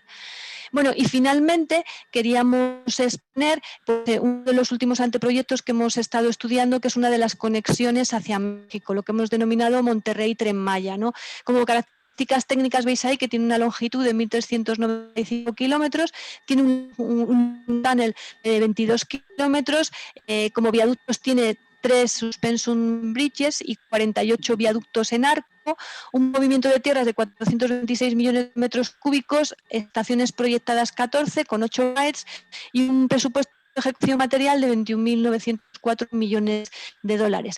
Lo interesante que no hemos comentado, yo creo, se nos ha pasado antes en una de las tablas, bueno, pues también hemos estudiado, lógicamente, los tiempos de recorrido. Este recorrido en concreto, para esta longitud, son 4 horas 35 minutos y la velocidad comercial media, haciendo alusión también a lo que comentamos antes del material móvil, pues son 307 kilómetros por hora.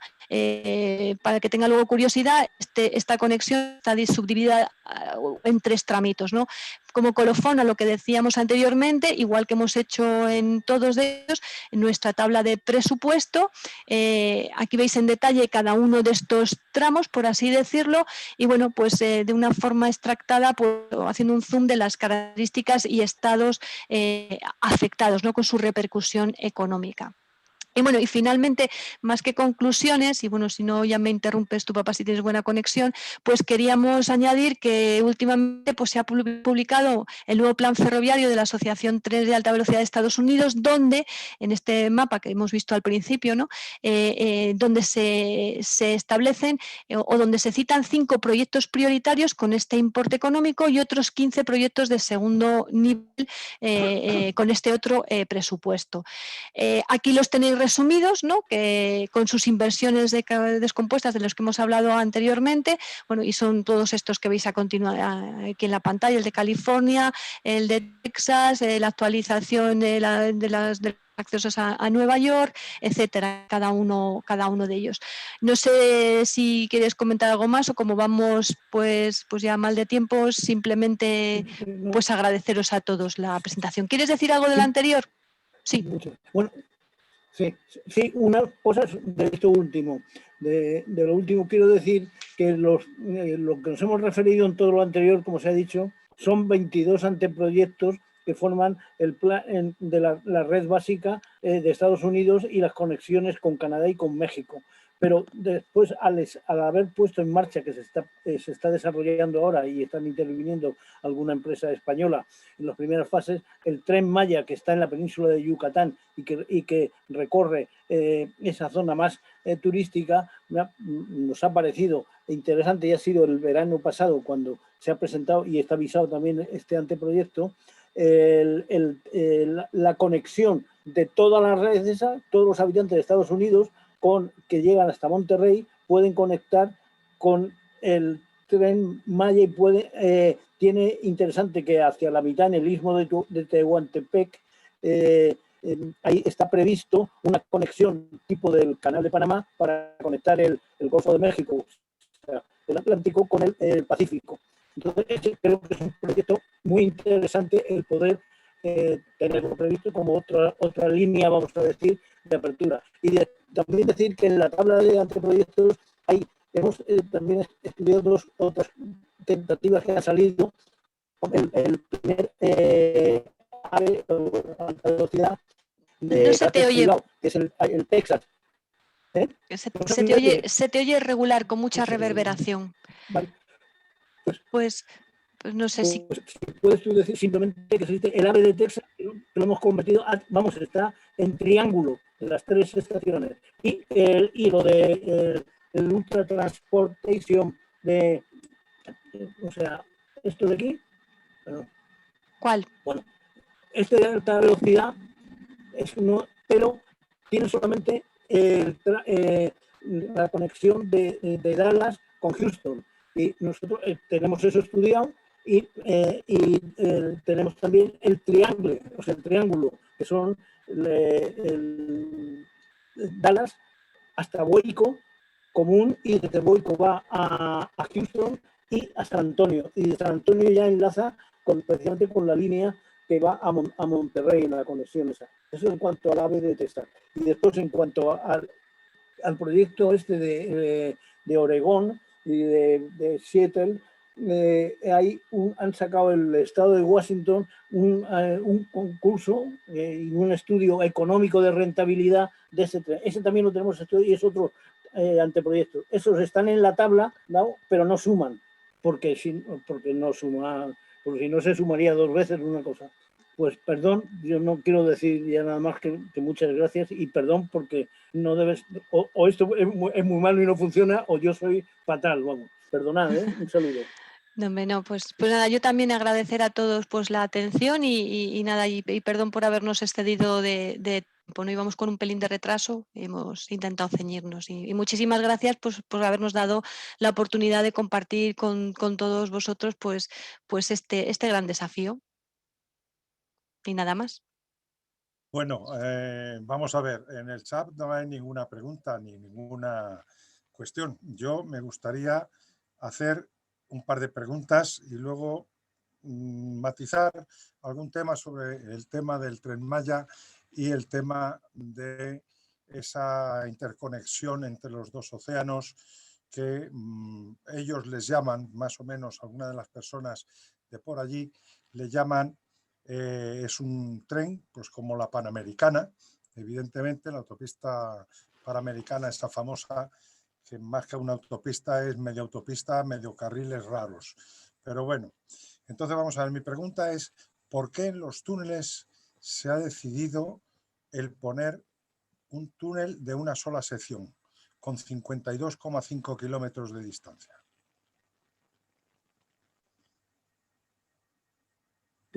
¿Puedo contestar? ¿Se me oye o no?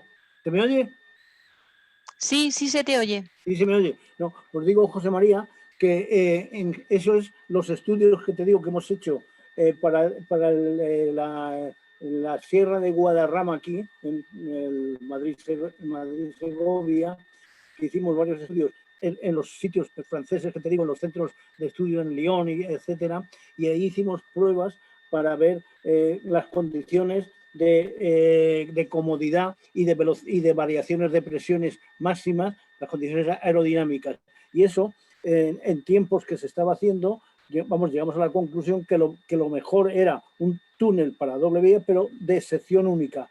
Mejor que 2 túneles como están separados, un bitubo. O sea, es mejor un monotubo que un bitubo por seguridad, por menos excavación y por más facilidad de construcción. Eso, quiero decir, no, posiblemente no esté admitido por algunas personas. Yo estoy convencido de ello. Y el tren sí tienen este monotubo de las 2 vías y tienen un túnel previo piloto que sirve para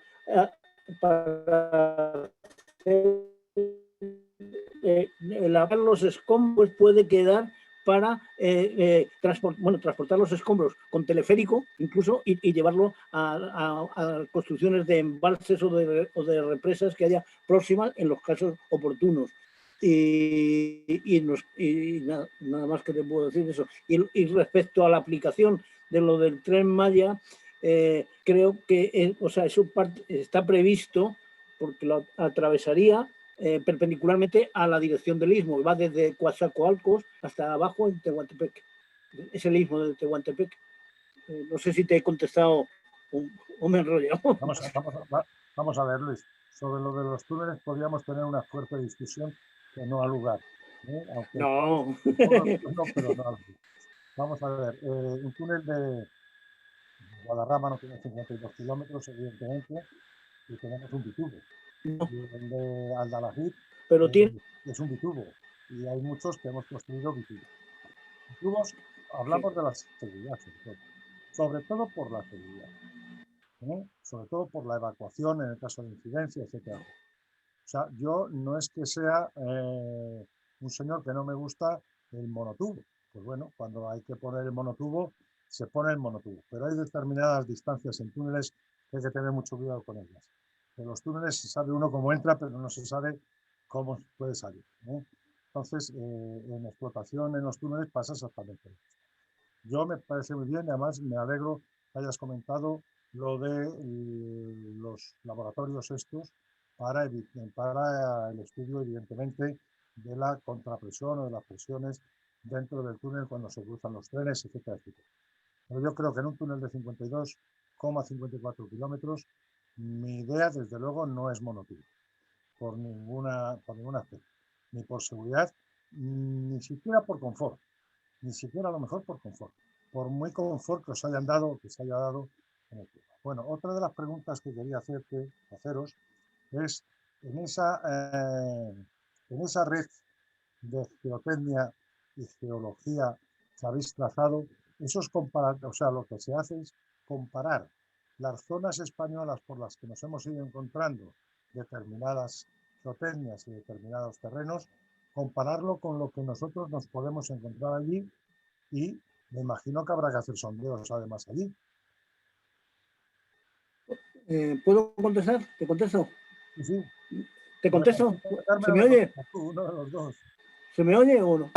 Sí, papá, no sé contesta si tú. Sí, Ah, te oímos vale. perfectamente. Contesta Oye, tú. pues, bueno, pues mira, o sea, respecto a lo de las túneles, o sea, el monotubo o el bitubo y la seguridad, quiero decir que yo creo que es al revés, porque si tienes dos tubos y haces de 20 y tantos kilómetros, como pasa en el Guadarrama, pues no tienes, dices que evacuar si hay un accidente, un incendio o lo que sea, en una línea, en una dirección, tienes que ¿por dónde evacúas? Por el otro túnel, entonces tienes que parar también el servicio del otro túnel. O sea, no tienes seguridad. Sin embargo, en el bitubo, lo que sí tienes, no sé si lo he comentado, creo que sí, una galería de servicio paralela, pero que es más pequeña, y lo que sí permite, por esa galería de servicio, con ventilación aparte, etcétera, permite y está diseñado para que permanentemente, siempre que se meta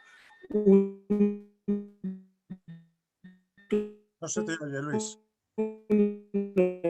No se te oye, papá, nada en absoluto. No se te oye ni nos oyes, por lo que se ve.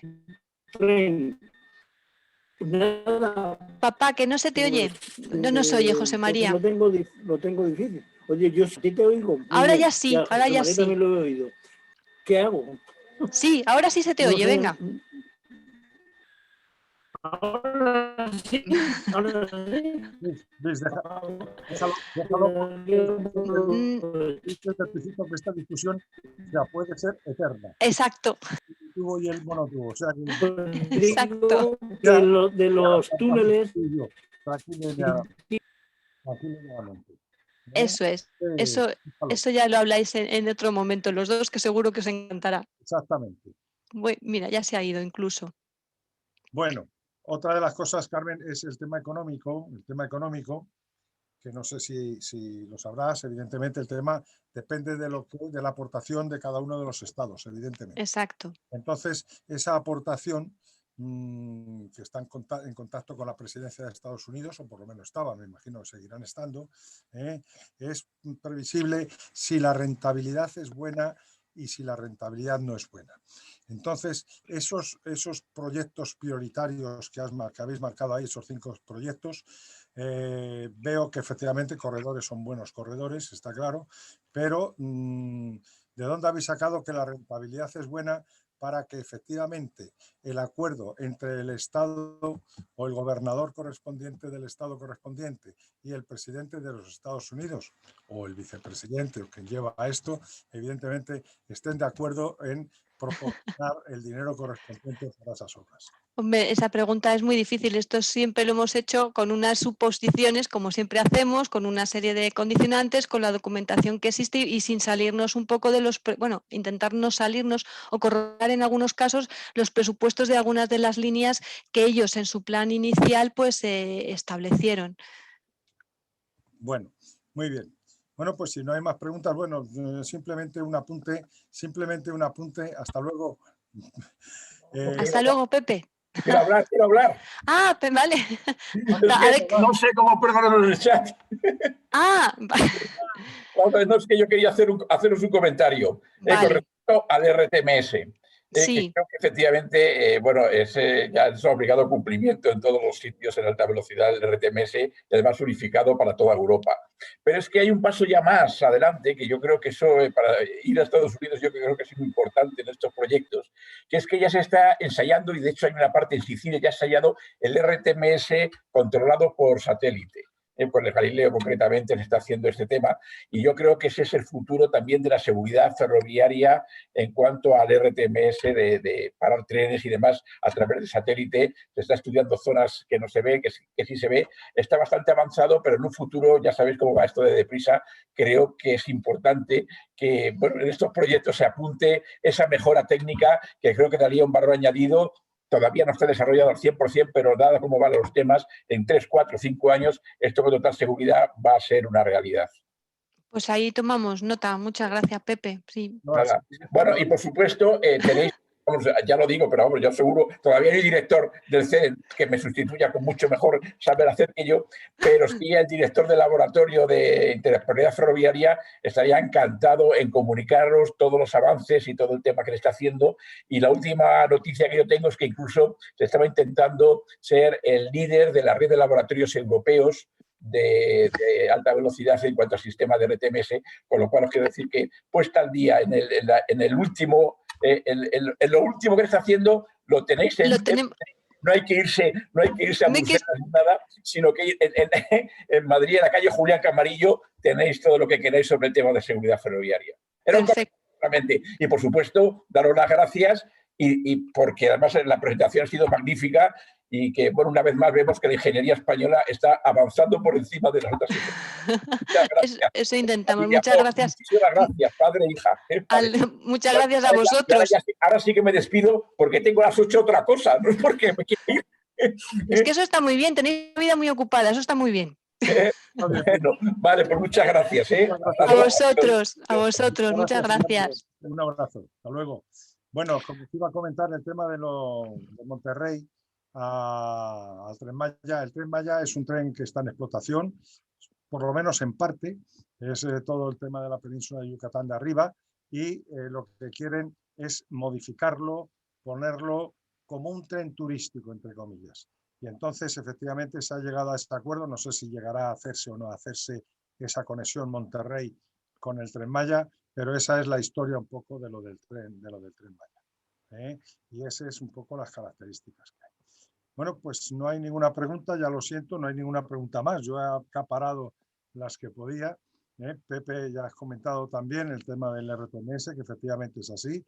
Ese laboratorio fue pionero conjuntamente con el alemán de los estudios de RTMS en Europa y sigue siendo pionero, evidentemente, en el tema de comunicaciones y señalización ferroviaria con el sentido de la seguridad. Pues dar gracias. ¿Puedo? ¿Se me oye? Ahora sí. ¿Sí? ¿Puedo? Oye, es que antes se me ha quedado eso cortado. Te quería decir, si me permitís un minuto y si puedo decirlo, que nosotros ahí hemos expuesto, o sea, no es una defensa de una cosa contra otra, que sí la he tenido y la sigo teniendo, pero esto lo que hemos hecho es cómo está valorado y cómo está hecho esa red, simplemente. Eso es una cosa. Y después lo de el RTMS y esto, yo he estado trabajando 2 años en el laboratorio de geotecnia y conozco perfectamente todas las secciones del laboratorio y sí conozco eso. Y me parece que es interesantísimo el poder exportar, vamos a decir, un sistema, el español, que es europeo, a Estados Unidos. Por eso está aplicado ahí. Que se pueda poner o que no, pero es por esa la razón.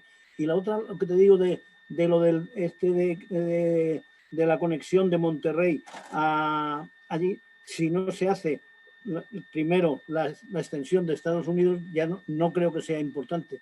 No creo que sea necesario. Pero esto, si se desarrolla la red de Estados Unidos, Unidos, creo que puede ser importante.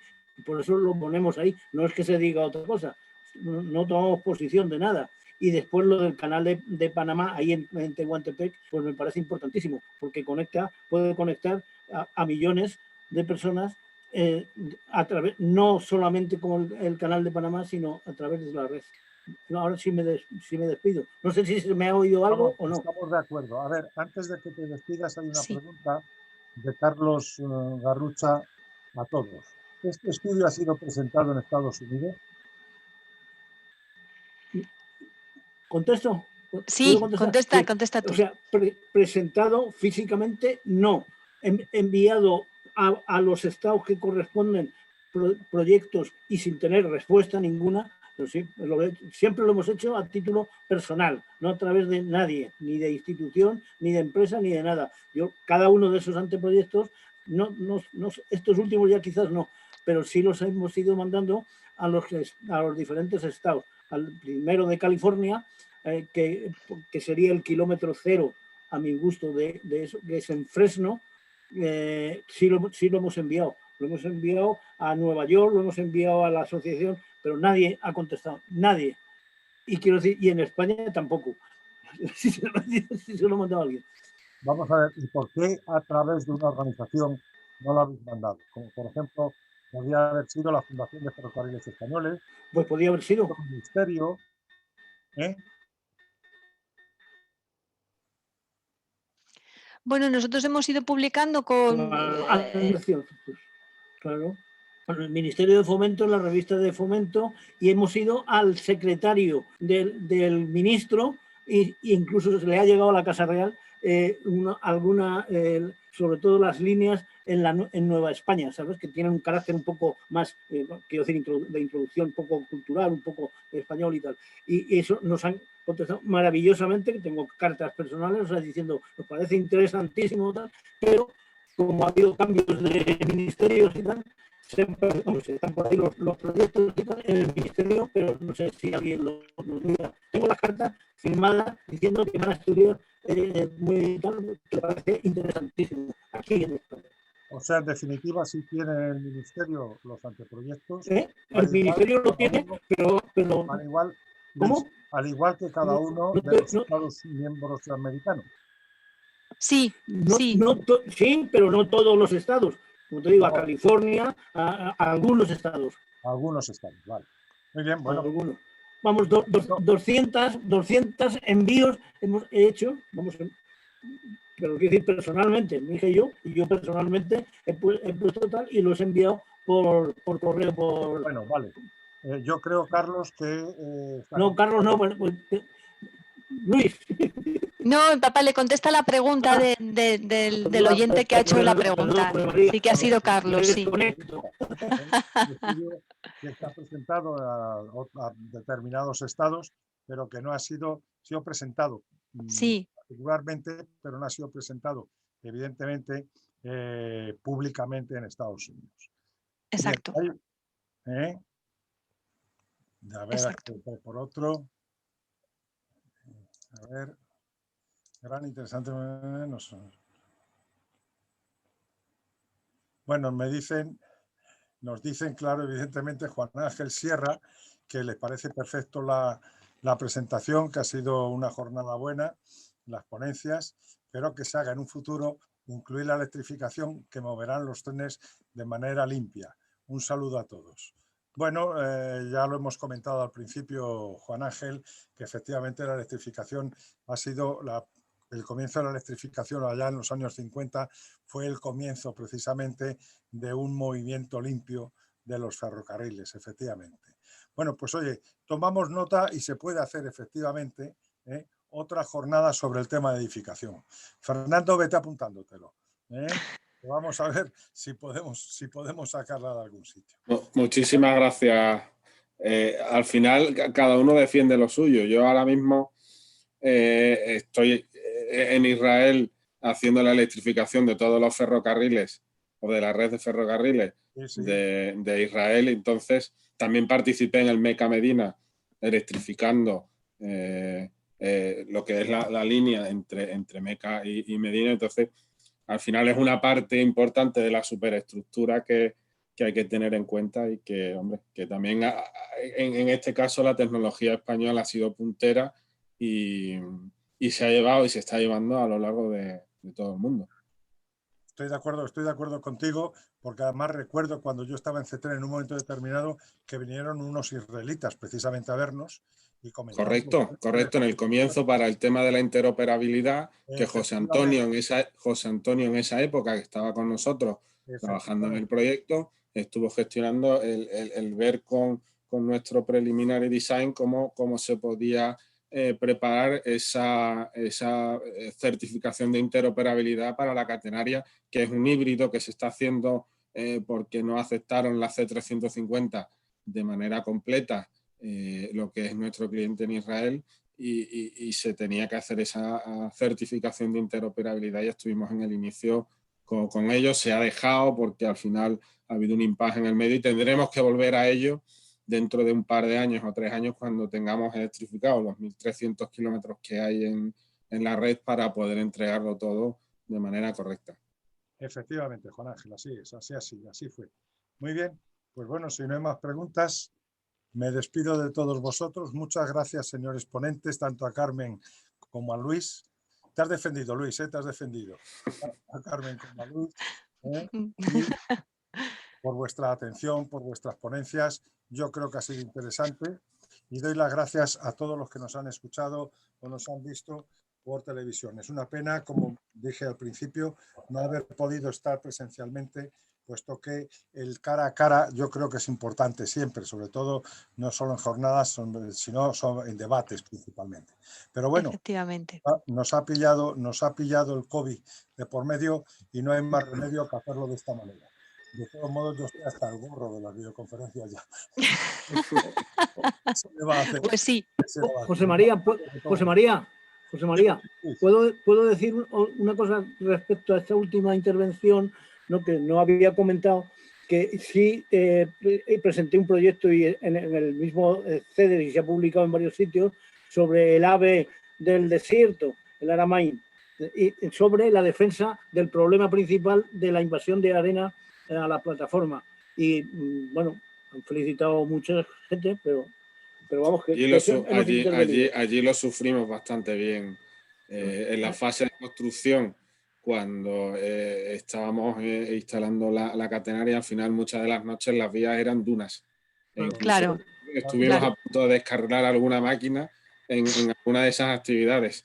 Y era el gran reto y sigue siendo el gran reto porque al final la explotación es para muchísimos años y sin esa vía en un estado de condiciones, aunque es vía en placa en la zona más crítica donde se producía el movimiento de dunas y eso ayuda a que la maquinaria limpie de mucha mayor facilidad y el balasto no se colmate, pierda propiedades, etcétera, etcétera.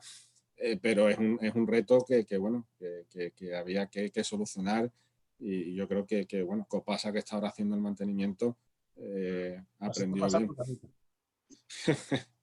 Sí, porque además la arena es una lija en el carril y en la rueda.